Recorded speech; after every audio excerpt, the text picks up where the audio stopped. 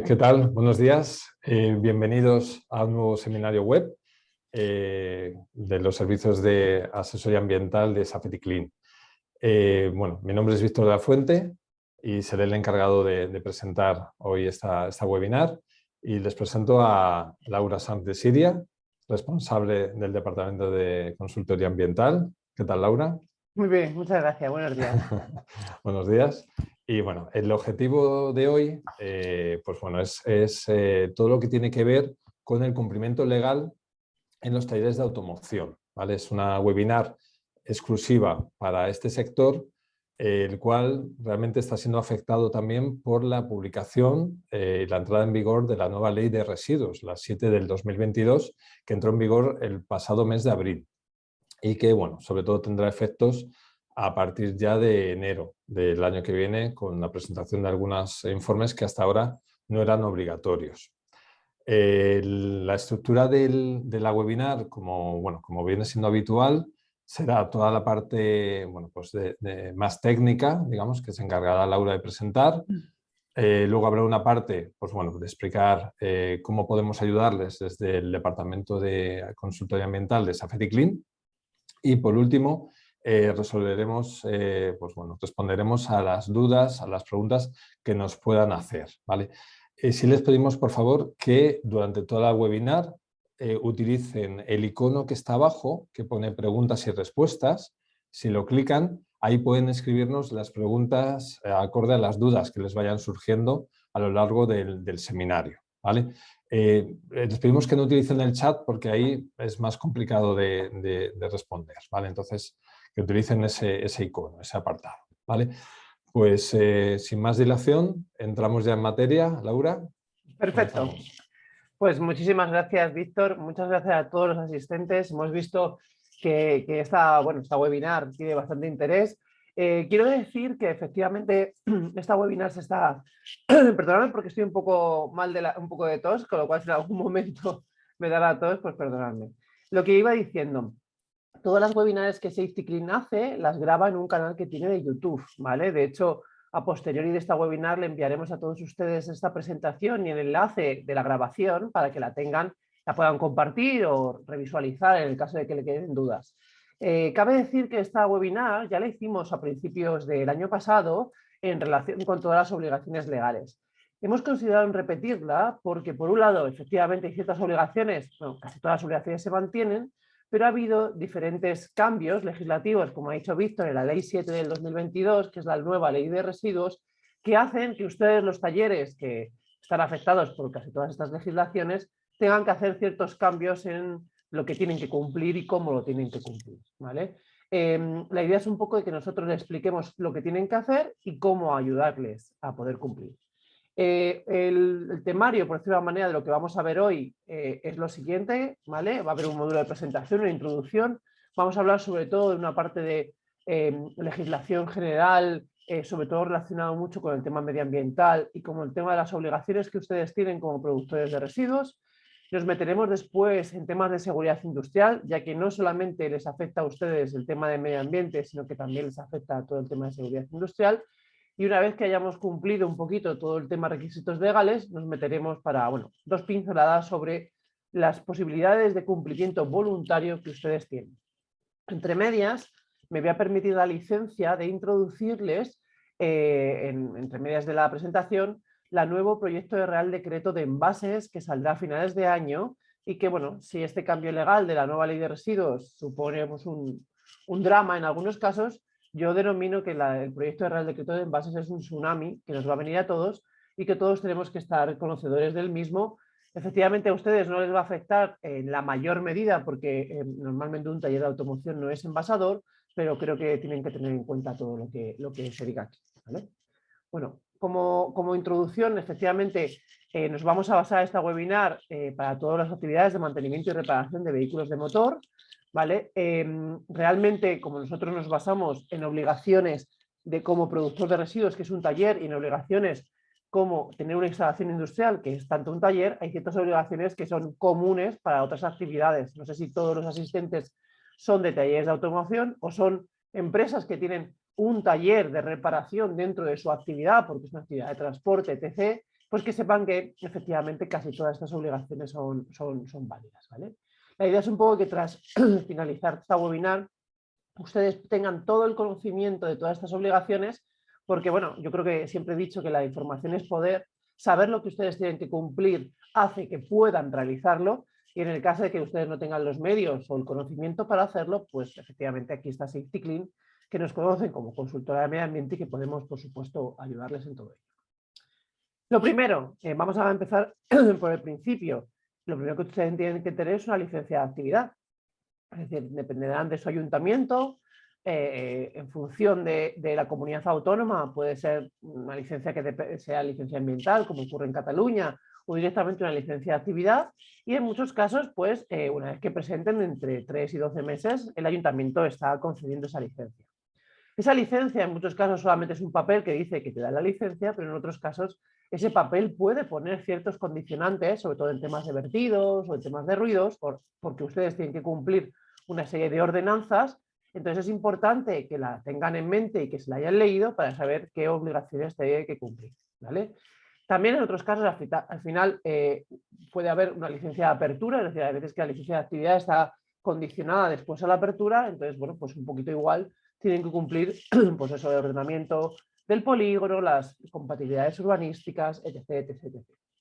Esto normalmente tiene que ir acompañado siempre de un proyecto, supongo que muchos de ustedes esto ya lo tienen, se contacta con una ingeniería, les hacerá el proyecto y presentarían los trámites correspondientes a su ayuntamiento. Una vez que ustedes ya han cumplido y ya tienen esa licencia y ya pueden comenzar a operar, no solamente tienen que pedir esa licencia al ayuntamiento, sino que también ustedes tendrán que hacer un registro de industria. Ustedes son una actividad industrial, con lo cual tendrán que tener un registro industrial que diga pues qué es lo que tienen, sobre todo tendrán el proyecto industrial, tiene en cuenta características de la electricidad, es decir, de la instalación eléctrica, tiene características de contraincendios y tiene características de toda la maquinaria que usted tiene dentro de ese taller, si tiene elevadores, si tiene cabinas, etc, etc, etc. Y aparte de eso, para los talleres les piden un registro de talleres de reparación de vehículos, automóviles y de sus equipos y componentes, que es la placa que ustedes ven ahí, que bueno, supongo que son conocedores. Pero no queríamos dejar de lado que efectivamente la licencia de actividad y los diferentes registros industriales es una obligación inicial que todo el mundo tiene que tener y que habrá que estar pendientes de sus condicionantes por si acaso nos obligan a algo más. Bueno, ya nos metemos con que un taller de automoción es una actividad productora de residuos peligrosos. Ustedes producen residuos, producen aceite, producen anticongelante, producen filtro de aceite, o en el caso de talleres que tengan la parte de chapa y pintura, pues producirán todos los residuos derivados de esa actividad. En principio, la primera obligación que marca tanto la ley actual como la ley anterior es que ustedes tienen que estar dados de alta como productores de residuos en los registros de sus comunidades autónomas, ¿vale? Esta comunicación es lo que se denomina comunicación previa. ¿Qué significa eso? Que ustedes, una vez que comunican y rellenan los formularios específicos de su comunidad autónoma y pagan las tasas en el caso de que haya, no todas las comunidades autónomas tienen tasas, pues ustedes ya podrían comenzar a producir residuos, ¿vale? Es decir, no tienen que esperar a ninguna resolución. Cierto es que una vez que ustedes hacen esa comunicación, la administración en algún momento tienen que emitir el NIMA, el número de identificación medioambiental.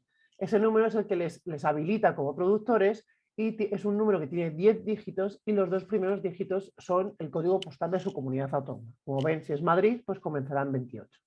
Y aparte de eso les dará un número de productor, que ese número no sigue una regla como el NIMA, pero es su número de productor.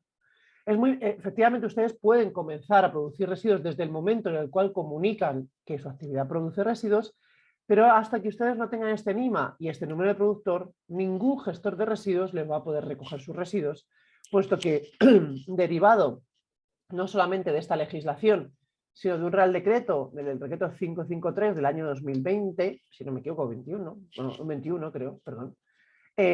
Todo este Real Decreto dice que todos los movimientos de residuos que tienen que estar documentados, ustedes los tienen que tramitar de manera electrónica, es decir, que ustedes deberían, bueno, ustedes son gestor, porque muchas veces los gestores asumimos esa figura, deberían enviar a su comunidad autónoma en formato XML los documentos. Para que esos documentos sean válidos y los pueda llegar a, una palabra un poco común, chupar el sistema informático de la comunidad autónoma, están todos referidos a ese número NIMA que si ustedes no lo tienen, no van a ser válidos y por tanto no nos van a permitir esa tramitación electrónica, ¿vale? Entonces, tengan ustedes en cuenta que hay que solicitar la comunicación previa y tienen que ustedes que recibir esos números, ¿vale? Por un lado, cierto es que esta legislación no separa entre pequeños o grandes productores, sino que la legislación dice que si ustedes producen más de 10 toneladas al año de residuos peligrosos, perdón, tienen algunas obligaciones más. Por un lado, en esa solicitud que ustedes pidan como productores tendrán que presentar una garantía financiera. A todos los grandes productores les dicen que tienen que presentar una garantía financiera y esa garantía financiera será según la nueva ley de residuos, que esto es una novedad de esta ley de residuos, y aparte les dicen que si ustedes producen más de 10 toneladas tendrán que hacer un estudio de minimización. Ojo con el tema de la garantía financiera, porque todo nuevo productor la tendrá que constituir sí o sí, y esa garantía financiera será en función de las características de contaminación que él tenga, pero en todas las actividades que ya están autorizadas como productores de residuos, de grandes productores de residuos, no es que tengan que adaptarse, sino que siempre y cuando hagan cualquier modificación, efectivamente su comunidad autónoma les pedirá esa garantía financiera. Aquí pueden ver unos formatos, he puesto la Comunidad de Castilla y León como un ejemplo de que bueno, pues esa comunicación requiere de un formulario y cuando tú te inscriben, de todas las comunidades autónomas tienen una serie de buscadores en las cuales ustedes, metiendo su CIF, podrán encontrar su NIMA, ¿vale? Hay veces que la comunidad autónoma les resuelve, es decir, que a esa comunicación les envía una resolución y les asigna su número, y otras veces hay veces que va mucho más rápido el buscador que la propia resolución de la comunidad autónoma. Vale, una vez que ustedes se inscriban, según la ley 7, artículo 20, ya podrán empezar a producir residuos. ¿Y qué residuos produce un taller? Bueno, no se los voy a decir yo, pero bueno, para hacer un poco de resumen, tenemos que saber qué es un residuo, ¿vale? Un residuo es cualquier sustancia o objeto de los que ustedes quieran desecharse. Si ustedes no consideran que quieren desechar de algo y están reutilizándolo, no se considera residuo hasta que ustedes determinen que quieren deshacerse de ello. Después hay una diferenciación entre residuo peligroso y no peligroso, ¿vale? Por un lado, efectivamente, el residuo peligroso es todo aquel que tiene características de peligrosidad. Es decir, que el producto que haya contenido o el residuo en sí se tendrá que estar catalogado con alguno de los pictogramas que aparecen aquí. Vale, y luego dice que ¿quién es el productor de residuos? Pues el productor de residuos, que son ustedes, es la persona física o jurídica cuya actividad produzca residuos. Ustedes, por la actividad de taller de automoción, de reparación de automóviles, produce residuos y por tanto ustedes son productores de residuos. Y en el 100% de los casos de los talleres son productores de residuos peligrosos. Aparte de los peligrosos, que bueno, pues como hemos comentado, está el aceite, el anticongelante, ojo con el líquido de frenos, porque muchos de ustedes lo generan, igual que yo sé que un taller de automoción lo genera, aunque sea en poca cantidad, pues las diferentes inspecciones también lo saben. Con lo cual ustedes, aunque sea poca cantidad, aunque generen poco, tienen que diferenciar ese residuo. También otras casuísticas, como por ejemplo los aerosoles. Los aerosoles no son envases, son aerosoles. Entonces no pueden meterse dentro del contenedor de los aerosoles. Otro caso diferente, por ejemplo, son los filtros de aire. Los filtros de aire no son filtros de aceite, con lo cual ustedes no pueden mezclar los filtros de aire con los de aceite, sino que los filtros de aire, ya que es un papel contaminado, deberían ir al apartado de papel contaminado, ¿vale? ¿Qué más residuos tienen ustedes? Pues los residuos banales, que de hecho es mucha cantidad, la chatarra, plásticos para golpes, incluso a lo mejor que ustedes tienen palets, no lo sé. Y luego los residuos urbanos, los residuos que su actividad produce, pues derivado del uso de las personas, pues residuos de envases, basuras, etc, etc, etc. Pero tienen ustedes que tener en cuenta que todos estos residuos ustedes los producen y que deberían de gestionarlos, según dice la legislación, con un gestor autorizado. Y hay un tema muy, muy importante que dice esta ley, que es la que se llama la responsabilidad ampliada del productor. ¿Qué significa esto? Que ustedes son responsables de sus residuos no hasta el momento que ustedes le entregan a su gestor el residuo, es decir, viene su gestor, se lo lleva y ustedes adiós. No. Ustedes son responsables de ese residuo hasta el momento final que ese residuo se gestiona y se destruye, por decirlo de alguna manera, ¿vale? ¿Qué significa eso? Que si ustedes, por ejemplo, dan el residuo a Safety Clean, ¿vale? Safety Clean no es un gestor final, es decir, Safety Clean no es un gestor que trate el residuo y lo destruya. Safety Clean es un centro de transferencia que lo que se dedica es a hacer acopio de los residuos para una posterior gestión. Pues ustedes no solamente tienen que asegurarse de que Safety Clean es un gestor autorizado, de que tenemos autorización en cada una de las comunidades autónomas donde les recojamos, sino deberían de asegurarse de cuál es el destino final de sus residuos, es decir, hasta dónde es el final, hasta dónde llegan esos residuos. Eso es obligación suya y que esas empresas tengan autorización. ¿Por qué? Porque si mañana cualquier residuo de estos aparece por la calle y tiene una etiqueta suya de Talleres Pepe, pues será Talleres Pepe el responsable de la incorrecta gestión de los residuos, ¿vale? Bueno, una vez que ya hemos dicho que ustedes son productores, una vez que ya hemos dicho que ustedes están dados de alta, según dice la nueva ley, pues ya ustedes pueden almacenar correctamente sus residuos y empezar a gestionarlos. Cuando ustedes busquen un gestor autorizado, ese gestor les tendrá que entregar un contrato de tratamiento en el cual aparezcan los datos suyos, los datos del gestor y los datos de los residuos que les va a recoger ese gestor. Les pido, por favor, que se aseguren que tengan este documento por parte de su gestor. Si no lo tengan, se lo soliciten. Y que este documento lo tengan para todos los residuos que ustedes producen, no para algunos, para todos. ¿Por qué digo esto? Porque puede ser que este contrato de tratamiento esté obsoleto, que no contenga todos los residuos que usted produce. Entonces tiene que asegurarse que esto usted lo tiene correcto, ¿vale? Y que está firmado por ambas partes, tanto por el productor como por parte del gestor. Vale. ¿Qué más obligaciones le dice las diferentes legislaciones? Le dice que los residuos no son, yo siempre digo, no son patatas fritas, entonces los residuos se tienen que mover correctamente y según dice la ley. Y para mover un residuo, yo de manera previa tengo que hacer una notificación, que se llama notificación previa o en Cataluña una ficha de aceptación en algunos casos, para decir qué residuos voy a mover y cuándo lo voy a hacer. Esta notificación se tiene que hacer si es de manera individual, que eso significa que es para un solo traslado, se tiene que hacer con 10 días de antelación al órgano ambiental que corresponda en su comunidad autónoma, pero también habilitar una posibilidad de que si usted sabe cuántas toneladas totales del residuo va a gestionar, pueda hacer una notificación previa que le valga para 3 años. ¿Vale?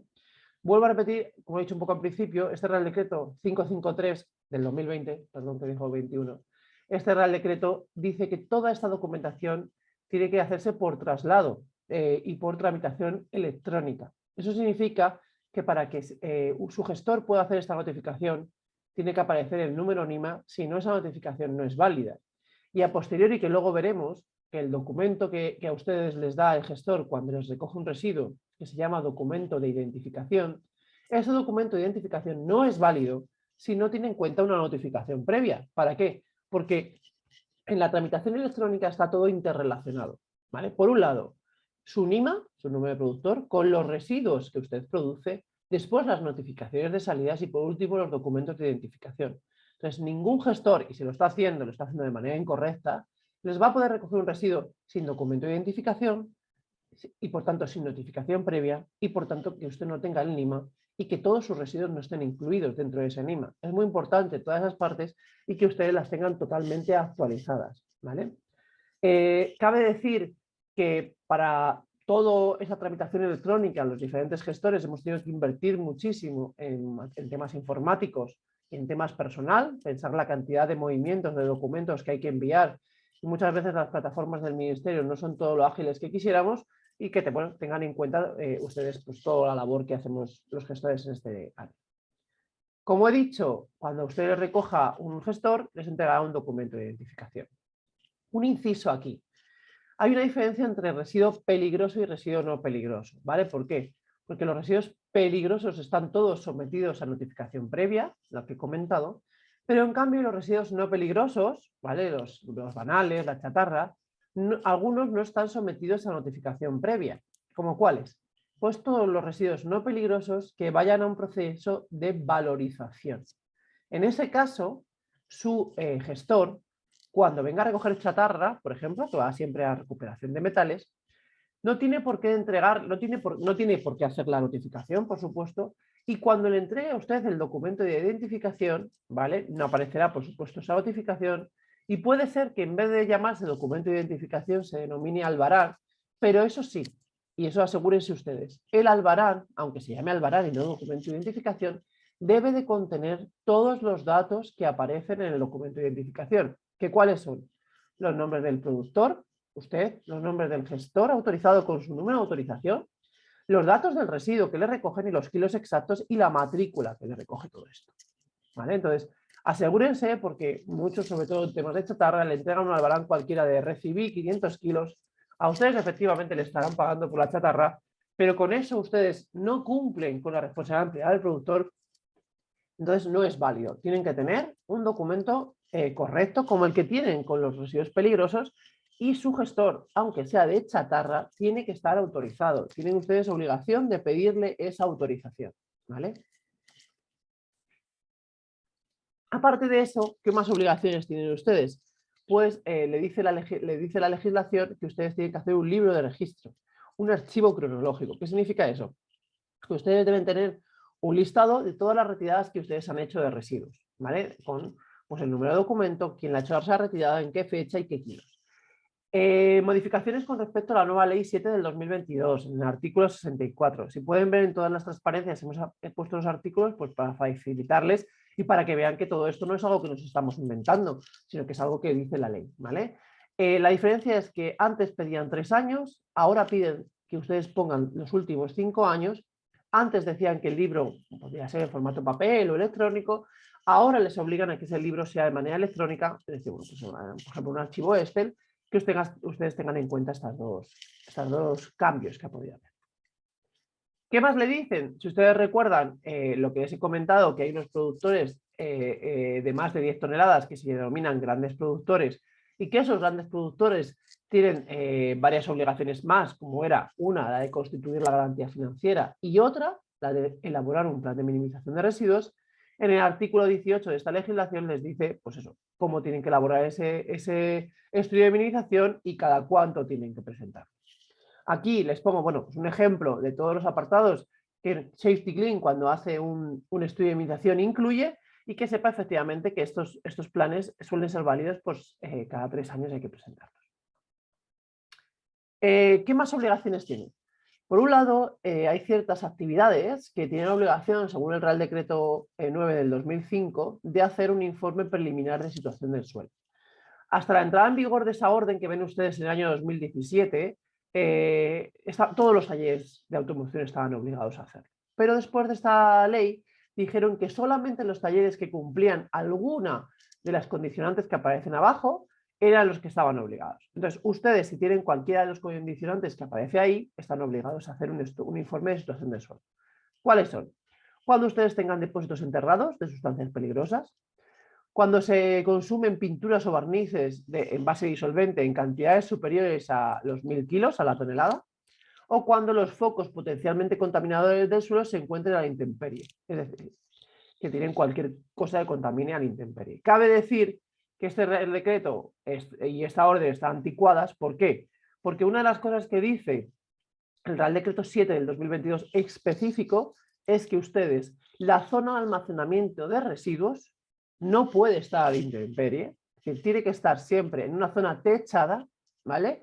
Y que esa zona contenga los posibles derrames de los residuos líquidos. Eso significa que ustedes o hacen una pendiente hacia una arqueta ciega, o ustedes tendrán que poner todos los residuos líquidos, residuos peligrosos líquidos, le tendrán que poner ustedes una cubeta por debajo para evitar los posibles derrames. Es decir, que vale que los focos potencialmente contaminadores pueden ser no solamente residuos, pero luego ya la ley le dice que los residuos tienen que estar techados, con lo cual no pueden estar a la intemperie y tienen que estar pavimentados. Y todas las ordenanzas también de almacenamiento de productos químicos le dicen que los productos químicos no pueden estar en la calle y a la intemperie sin pavimentar.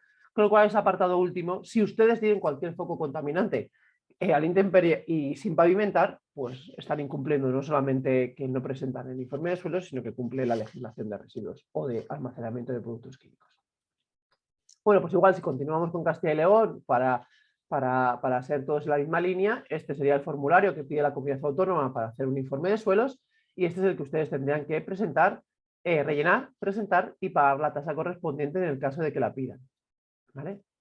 Más cosas, ¿vale?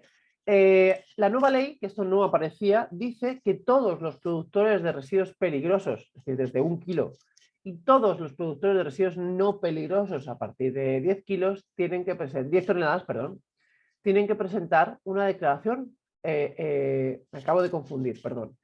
Ustedes tienen, por la ley de envases, ¿vale? Que es la ley 11 del 97, ustedes tienen que presentar una declaración anual de envases que recoja todos, por un lado, los envases que ponen ustedes en el mercado y los residuos de envases que ustedes generan, ¿vale? Esto es lo que les comentaba a ustedes al principio.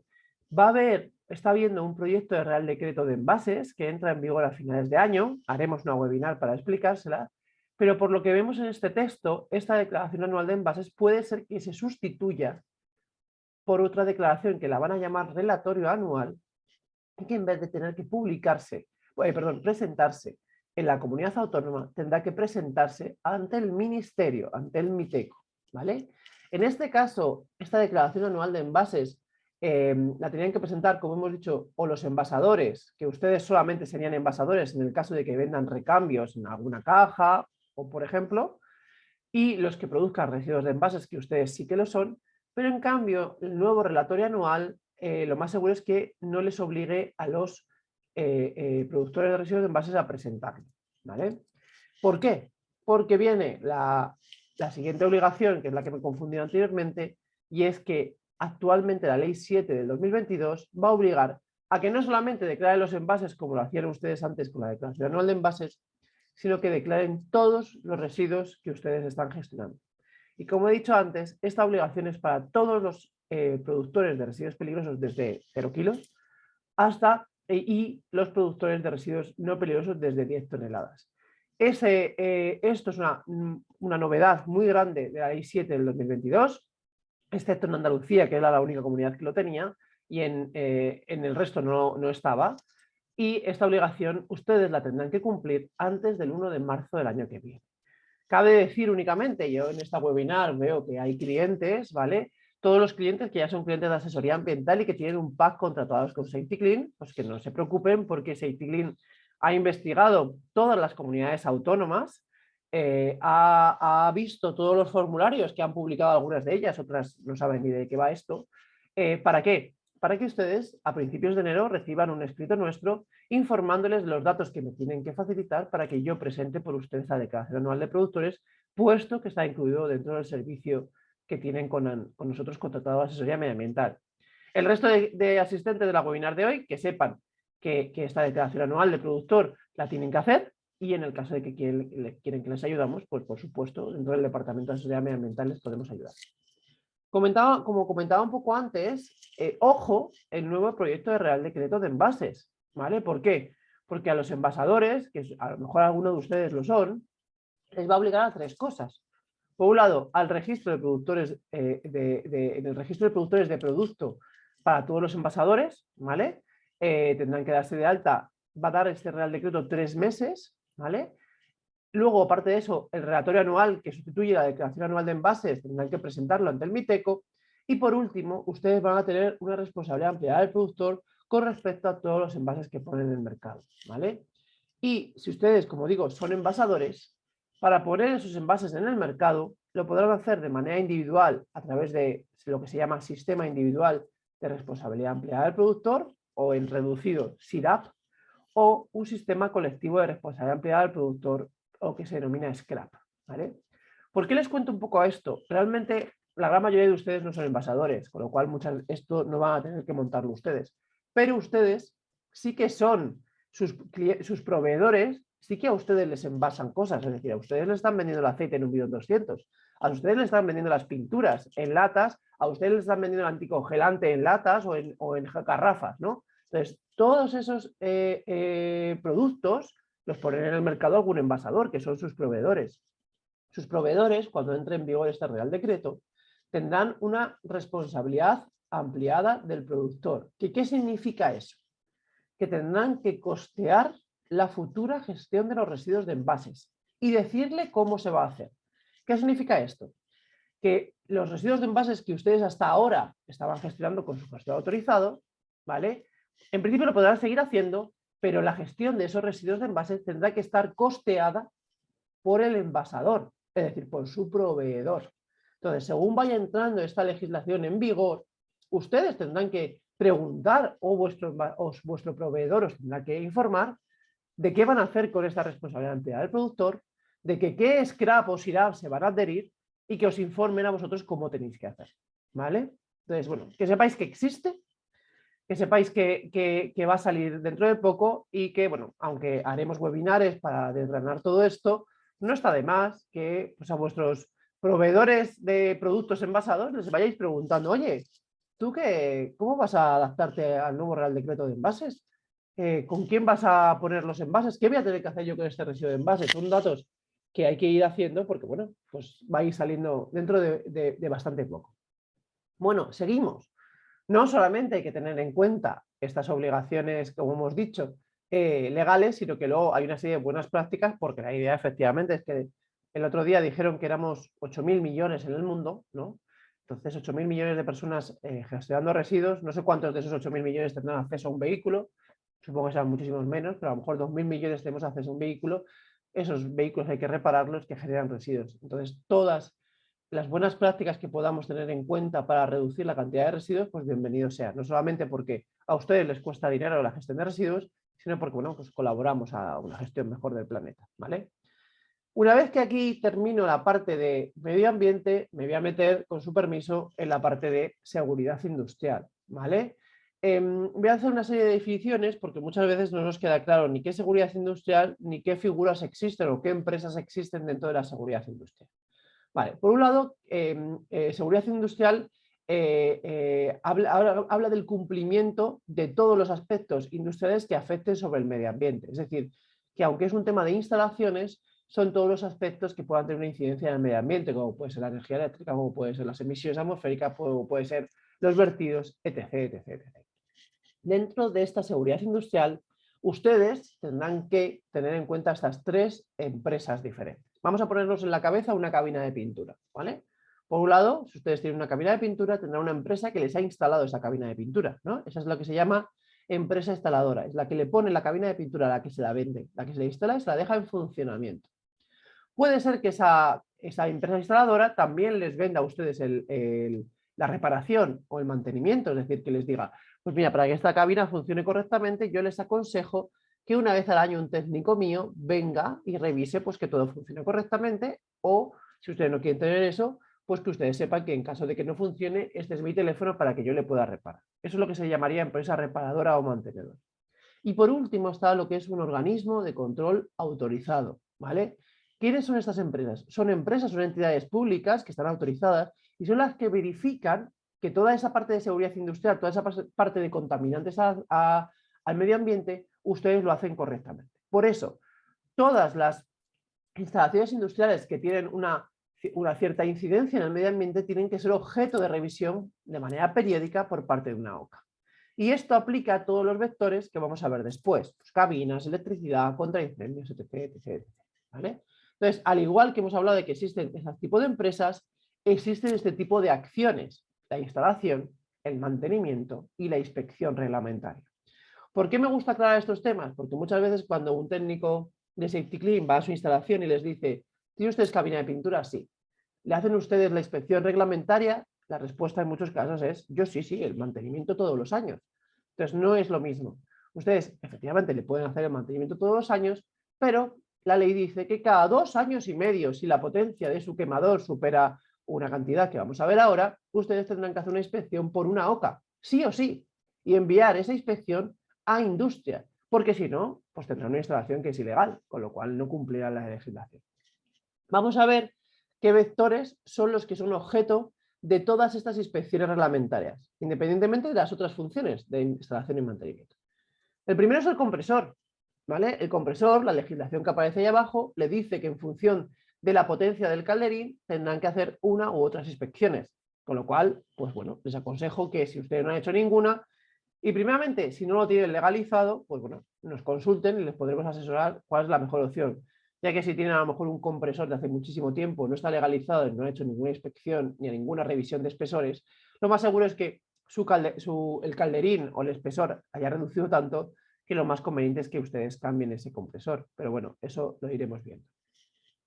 Según lo que hemos dicho, dependerán en función de el calderín o la capacidad del calderín y el tipo de compresor que ustedes tengan, tendrán que hacer unas diferentes inspecciones y esas inspecciones podrán ser de nivel A, B o C y las periodicidades las marcan. Vuelvo a repetir, esto es algo muy específico, con lo cual, en el caso pues tal que ustedes no lo tengan, consúltenos y les informaremos de lo que ustedes tienen que cumplir. Otro de los vectores ambientales es la instalación eléctrica. Todos ustedes, supongo que tienen luz en sus instalaciones, todos ustedes tendrán baja tensión y en algunos casos alta tensión, ¿vale? Entonces, en el caso de que ustedes tengan baja tensión y alta tensión, que sepan que la instalación en un origen tuvo que ser objeto de legalización. Hace muchos años estaba lo que se llamaba el boletín eléctrico y ahora mismo lo que hay es que una vez que tú instalas una instalación eléctrica nueva en tu nave, tiene que pasar esa OCA, ese organismo de control autorizado, para que te haga esa inspección inicial. Y después tenés que ser objeto de inspecciones periódicas, ¿vale? Esas inspecciones periódicas dependen de si es alta tensión, que en este caso te dice que es cada 3 años, o si es baja tensión, que en este caso te dice que tiene que ser cada 5 años, ¿vale? Sí o sí, ustedes tienen que tener esa instalación original y ustedes sí o sí tendrán que pasar como mínimo, si es baja tensión, cada 5 años una inspección de una OCA. En el fondo vamos a ser realistas, estamos hablando de, yo entiendo que si ustedes algunas de estas obligaciones no las cumplen, pues puede ser un montón de cosas que tienen que hacer y por tanto pues un gasto, ¿vale? Pero si ustedes van llevando al día todas estas cosas, una inspección de baja tensión estamos hablando de 500 euros cada 5 años. Es decir, no hablamos de dinero y ustedes pueden tener su instalación totalmente legal porque, y esto es mucho más grave, si ustedes mañana tienen un incendio por culpa de su instalación eléctrica y esa instalación eléctrica no tiene las revisiones correctas, el seguro puede ser que no se haga cargo de ese siniestro, ¿vale? Es decir, no vamos a esperar solamente a lo de siempre, ¿no? A que venga una inspección, sino que hay veces que hay riesgos que corremos sin tenerlos en cuenta. Más cosas, la cabina de pintura. Como he dicho, la cabina de pintura, si es una cabina de gas o de gasoil, de electricidad no, porque la electricidad no tiene ningún quemador. Si tienen una potencia superior a 70 kilovatios en el caso de la Comunidad de Madrid o 200 kilovatios en el resto de comunidades autónomas, tendrán que ser objeto de esa inspección por parte de un organismo de control autorizado y tendrán que notificar que ustedes poseen una instalación potencialmente contaminadora de la atmósfera y autorizarse en el registro correspondiente, ¿vale? Entonces, lo que hemos dicho, inspección reglamentaria y la notificación, ¿vale? Hay ciertas excepciones, por ejemplo, pues en Castilla-La Mancha y en Aragón, antes de hacer la medición, ustedes deberían hacer la notificación para que sea la propia comunidad autónoma la que le indique que tiene que medir, pero en otras y por ejemplo en Andalucía y Cataluña las inspecciones y su periodicidad vendrán determinadas en su licencia de actividad. En el resto se hace la medición, se envía, se notifica y, bueno, si tienen algo que decir lo dirán, pero si no, están ustedes cumpliendo la legislación. Nos metemos con contraincendios. Todos ustedes tienen una instalación que tiene que cumplir con la legislación de contraincendios. De hecho, todos ustedes supongo que tienen extintores o bocas de incendio, dependiendo un poco del tamaño de su instalación. Cabe decir que aquí hay un hecho temporal, que es el año 2004, si su instalación es anterior del 2004 o posterior al 2004. ¿Por qué? Porque salió este Real Decreto, el 2267 del año 2004, en el cual le dicen a ustedes que si su instalación es posterior al 2004, ¿vale? En función de la carga de fuego, y la carga de fuego se determina, se supone que ustedes tienen un proyecto y ese proyecto tiene en cuenta todo, la carga de fuego, si la tienen alta, media o baja, ustedes tendrán que hacer una inspección por parte de una OCA, ¿vale? Cada 2 años, cada 3 años o cada 5 años, ¿vale? Entonces, es importante, primeramente, que efectivamente tengan ese proyecto contra incendios, que marque las necesidades de contraincendios que ustedes tengan, que tengan una boca de incendios, que tengan un extintor, eso lo marca ese proyecto, y después que haga las revisiones correspondientes, ¿vale? Si su instalación es anterior al año 2004, hubo una legislación que salió que dijo que, estaba viendo si lo ponían aquí, no, lo ponen la siguiente, creo que es, ¿no? Sí.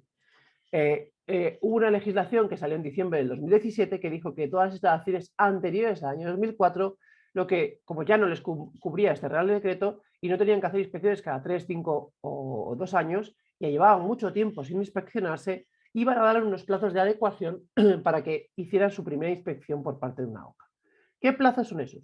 Si su instalación tiene una antigüedad mayor a 20 años con respecto al año 2004, ¿vale? En el plazo de un año, es decir, si la ley es del 2017, es decir, en el 2018 tendrían que ustedes haber hecho su primera inspección de contraincendio. En el caso de que la instalación tuviera una antigüedad entre 15 y 20 años, les daban 2 años, o sea, es el 2019.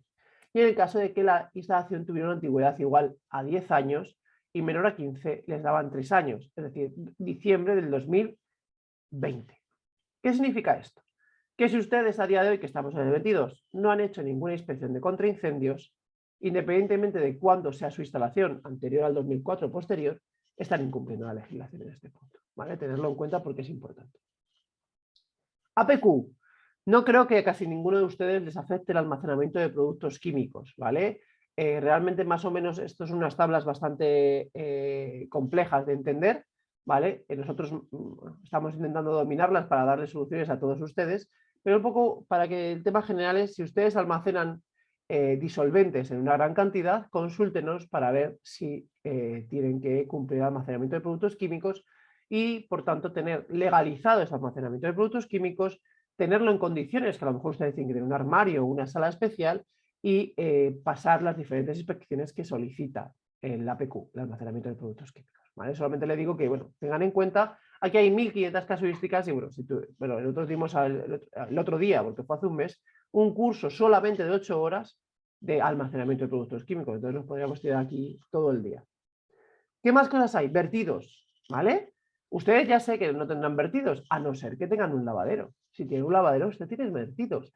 Aparte puede ser que su licencia de actividad les diga que tienen que cumplir algo de vertidos o que tengan que hacer vertidos. De hecho, tenemos un caso de un cliente nuestro en Barcelona que tiene un problema con la licencia muy grave porque no cumple con la autorización de vertidos. Entonces, la licencia de actividad suele estar vinculada en muchos casos a la autorización de vertidos y ustedes tendrán que tener esa autorización de vertidos y cumplir, en el caso de que les pidan analíticas, con un laboratorio acreditado de todo esto. Cabe decir que, por supuesto, les podemos ayudar con todo lo que estaba comentando y también convertidos. ¿Por qué? Porque, bueno, aunque nosotros no somos un laboratorio autorizado, nosotros tenemos unos laboratorios de referencia a nivel nacional para que les podamos asistir en esta obligación también. Ruidos. Al igual que vertidos, los ruidos suelen estar dentro de las ordenanzas municipales. Entonces, si las licencias o las ordenanzas les dicen que ustedes tienen que hacer o cumplir unos decibelios, pues ustedes, y si les dicen que ustedes tienen que demostrar su cumplimiento, pues tendrán que hacer alguna medición. Con lo cual, pues efectivamente tengan en cuenta que esto también puede ser que le obligue. Bueno, hemos hablado aquí de las cabinas, se repite un poco, y por último, lo último, una vez que ya les he explicado efectivamente todas las obligaciones de medio ambiente que ustedes tienen, una vez que les he explicado todas las obligaciones de seguridad industrial que ustedes tienen, la mejor forma, que yo les digo, para demostrar al exterior que ustedes cumplen con todo y demostrarse a sí mismos que lo hacen, es implantar dentro de su empresa un sistema ISO 14001. ¿Por qué? Porque por un lado, uno de los pilares de la ISO 14001 es que hay un procedimiento que se llama de requisitos legales, es decir, que extraemos todos los requisitos legales y vemos que ustedes no los cumplen. De tal manera que se identificarían posibles errores que ustedes tengan y hay que, por supuesto, corregirlos para poder obtener este certificado de ISO 14001. Y el hecho de que año a año, anualmente, se revisen todos los condicionantes, se revisen todos los requisitos, hacen que ustedes estén seguros de que van cumpliendo con todos los requisitos ambientales y de seguridad industrial, por supuesto, que les aplican. Entonces, empresas que saben que lo están haciendo bien y demás, ¿por qué no implantar una ISO 14001?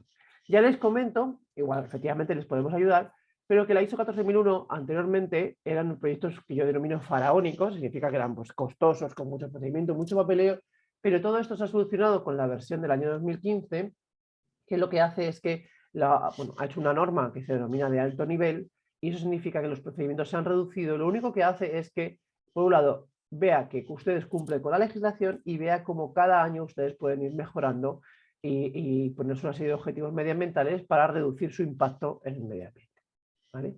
Y hasta aquí todo lo que les he contado. Sé que a lo mejor tienen ustedes la cabeza un poco como un bombo y bueno, lo importante es que ahora viene Víctor a darles a ustedes la solución de cómo despreocuparse de todo esto para que les ayudemos, ¿verdad, Víctor? Claro que sí, para eso estamos. Fenomenal. A ver, realmente es verdad que, como hemos podido ver todos, es muy denso, hay muchísimas obligaciones que tenemos que cubrir y con las que realmente pues, bueno, tenemos que cumplir. Y poco a poco nos hemos ido dando cuenta que realmente un taller pues un taller de mecánica o de chapa y pintura es fundamental que tenga un servicio de consultoría ambiental para poder realmente olvidarse, digamos, de esos puntos, que nos encarguemos profesionales como nosotros y que realmente pues, se dediquen a su labor diaria, ¿no? Nosotros, ¿qué servicios damos? Pues dentro de lo que consideramos los packs de asesoría ambiental, aquí dividimos los servicios acorde a 4 tipologías de packs. Los más básicos serían el pack esencial y el pack profesional, con los que, digamos, cubrimos las necesidades, pues eso, más básicas. Eso sí, en todos tenemos el servicio de la línea de atención medioambiental, en la que pueden tratar directamente con el técnico que tengan asignado para resolución de dudas, para consultar. De repente llega una carta pues bueno, de la consejería o del ministerio o del ayuntamiento y saber a quién dirigirte o cómo solucionar ese problema. En el pack esencial, aparte de esta línea, cubrimos la inscripción de productor de residuos peligrosos. Les damos también las claves para poder sacarse su propio informe de retiradas de residuos cuando seamos nosotros su gestor, así como la realización de documentación de retiradas de las fichas de aceptación o notificaciones previas en las comunidades autónomas que corresponda. También incluimos la declaración anual de envases, ¿vale? Y la declaración anual de residuos. Esta declaración anual de residuos es la novedad, digamos, que comentaba Laura, acorde a la nueva ley, la 7 del 22, en la que todos los productores de residuos estamos obligados, digamos, a presentar esta memoria anual de residuos, ¿vale? Tanto si generamos 1 kilo de envases, como si generamos más de 10 toneladas de residuos peligrosos. Da igual, todos tenemos que presentar esta declaración anual.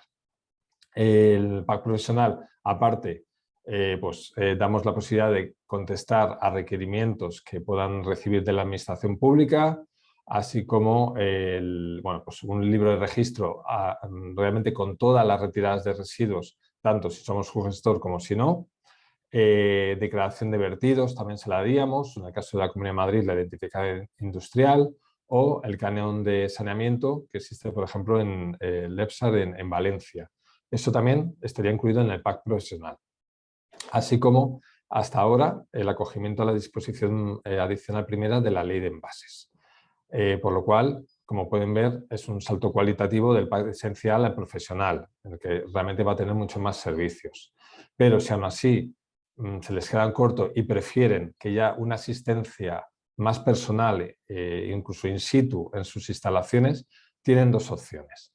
Por un lado, el Pack Master, que aparte de lo que hemos comentado y de la posibilidad de tener formación de buenas prácticas ambientales y algún otro servicio como entrega de cartelería, también el punto más importante es que el técnico, que hasta ahora en el pack esencial y profesional solamente se va a relacionar con ustedes a través del teléfono o email, va a ir a sus instalaciones una vez al año a realizar una auditoría en la que va a ver pues, todos los puntos de los temas que ha explicado hoy Laura, en los cuales pues, veremos desde cómo están gestionando el tema de los residuos, si tienen la declaración de envases realizada, si, por ejemplo, los compresores, ver en qué situación se encuentran, etcétera. O sea, realmente es una labor muy importante porque va a ir alguien especializado en todo lo que tiene que ver con medio ambiente y seguridad industrial para ver en qué situación se encuentran realmente, ¿no?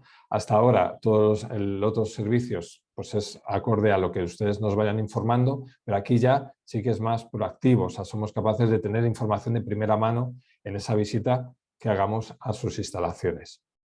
Y si aún así consideran que necesitan más ayuda, pues entraríamos en lo que es el pack contigo, en el que ya aparte de todo lo que hemos explicado hasta ahora, tendríamos también visitas de un técnico, pero no una visita solamente de auditoría, sino una visita en la que durante esa jornada, durante esa mañana en la que va a estar trabajando el técnico en sus instalaciones, va a poder hacer como si fuera su departamento de medio ambiente o un personal más de su empresa. Va a estar en su instalación revisando qué acciones hay que tomar, qué parte de medio ambiente no estamos cumpliendo, cuál sí, y acorde a eso establecer un plan de acción para que vayamos trabajando en sus instalaciones para ir solucionando todo aquello que está fuera, digamos, de la legalidad vigente. ¿De acuerdo? Entonces, cosas que podemos hacer, pues, por ejemplo, colocar la cartelería, identificar la zona de almacenamiento para que, digamos, cumpla con la normativa actual.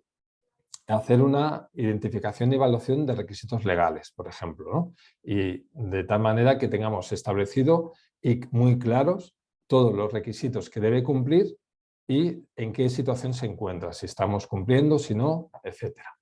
Incluso podemos dar formación. O sea, digamos que en muchas ocasiones nos encontramos con empresas en las que, bueno, pues los operarios no tienen el conocimiento suficiente como para saber cómo tienen que gestionar, segregar los residuos y se cometen errores que luego pueden llevar a sanciones en un futuro. Entonces, hacemos acciones de formación o de sensibilización a sus trabajadores, así como, bueno, pues cualquier tipo de informe técnico o de estudio que realmente determinemos entre ambas partes que es necesario y puede ser positivo para la continuidad de su negocio, realmente. Pues Laura, esto sería un poco lo que podemos ofrecer a los clientes en los servicios dentro del Departamento de Asesoría Ambiental. Perfecto, muchísimas Así que, gracias. Muchísimas gracias, Víctor. así que ahora, si te parece, pues vamos a ver si queda, si tenemos alguna pregunta. Nos preguntan si, bueno, si quedará grabada la webinar. Sí, evidentemente, como todas las demás, nosotros siempre las grabamos y las dejamos publicadas en nuestra cuenta de YouTube.